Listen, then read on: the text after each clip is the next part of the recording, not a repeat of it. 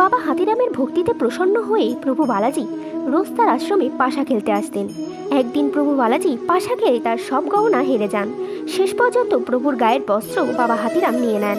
পরের দিন যখন পণ্ডিতগণ মন্দিরে যান তখন দেখেন প্রভুর অঙ্গে কোনো গহনা নেই। তখন সকলে মিলেই প্রভুর গহনা খোঁজা শুরু করেন। তখন সেই সকল গহনা বাবা হাতিরামের গৃহে পাওয়া যায়। তবে যখন বাবা হাতিরাম তার পুরো কাহিনী বলেন তখন রাজা তার কথায় বিশ্বাস করেন না।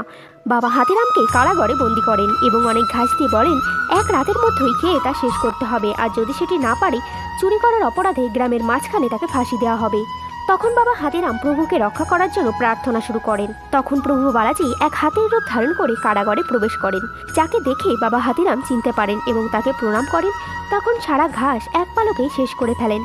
বাইরে থেকে যখন একটি সৈনিক দেখতে পান তখন এই অলৌকিক ঘটনা রাজাকে জানান এবং হাতি চিৎকার করে সেখান থেকে অন্তর্ধান হয়ে যায়।